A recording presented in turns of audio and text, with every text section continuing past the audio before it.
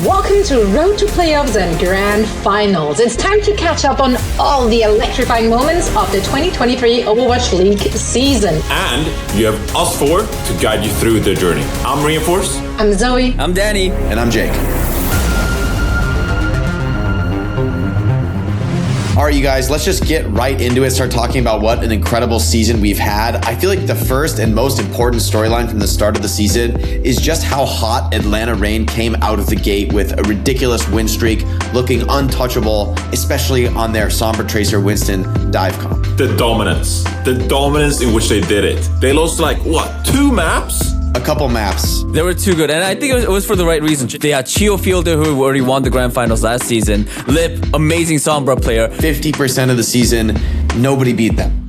And then, of course, the first team to, scratch the armor, to draw blood from the Atlanta Reign, it was the Houston Outlaws. Finally, the Atlanta Reign are toppled! Jake's favorite team. It was the culmination of a lot of work, though, right, for Houston, because in previous series, Houston had taken them to map 5. They were the first team to do that. They were the first team to make it close and sort of really force concessions and look like they can compete with the Atlanta Reign.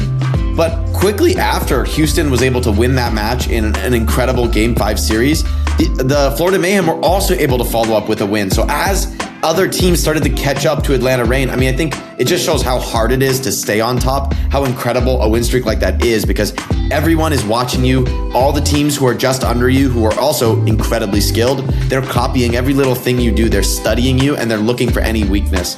And I think it was so surprising that everyone underestimated the Boston Uprising. If you're looking at star-studded rosters, those are players who have been in this league for 4+ years. They are veterans of the sport. At the beginning, when the roster was announced, everyone's like, well, surely they're going to implode. There's too many stars. Surely they can't agree on a direction. But it was the opposite of that. They didn't really drop the ball all season long. I feel like they've been very consistent. Going into the playoffs, you gotta be scared of the Boston Uprising because they've been there before. Some of them have many championships under their belt. And if you got uncertainties, you gotta be scared of the Boston Uprising. I feel like we gotta talk about the Florida Mayhem.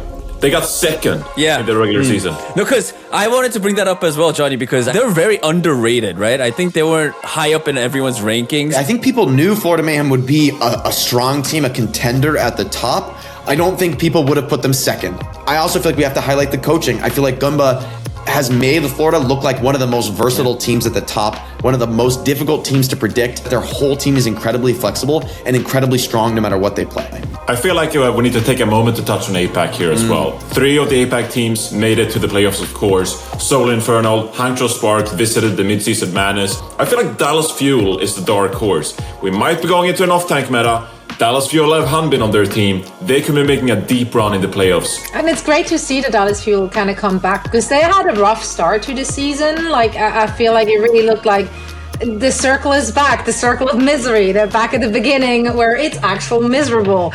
But they came around and now they qualified through 2 different brackets to get to the playoffs. So a really, really good performance on that side. They are the reigning champions. They won 2022 season. Things might really work out for them. What do you think, Jake? I'm a little worried. I think Chio and Fielder have looked like the heart and soul of the Atlanta Reign. I think in hindsight, people have realized how crucial they were to the Fuel's success last year. And so to lose those 2 players in particular as a duo on the support line, I think is really costly for them. I think no matter how good you are at DPS and tank, coming up against Shu and Violet, Fielder and Chio, Chorong and RuPaul, even Legion Izayaki, all 4 of those are really terrifying compared to what Fuel is fielding. I just don't think they're going to be able to keep up on the support. It's very hard to win like short bursty engagements relying on DPS. That just isn't realistic against an elite squad. But honestly, the midfield this season was really hotly contested. Even some of the bottom teams, looking at the LA Valiant, who had they had everything stacked against them. I feel like a lot of those squads, like the Vancouver Titans, the Toronto Defiant, I feel like they exceeded a lot of expectations, and some of those teams even made it into the play-ins, and they had incredible runs. Toronto, I feel like, had a weak start, frankly.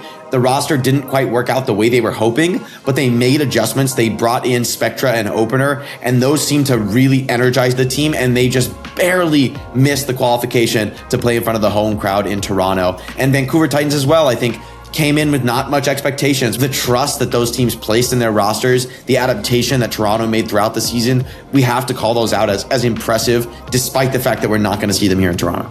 Talking about playoffs, we have to talk about London as well, guys. Because London Spitfire, you know, I'm not playing favorites. I'm just stating the facts. No, you know, that's a miracle run. It's a miracle run. I think beginning of the season, they were one of those teams that really struggled. They were trying to follow the meta, the Winston dive competition. It did not work. They figured out that, hey, let's do something that we're good at. Let's do something that we're confident at. And that landed them the final spot into the playoffs as well.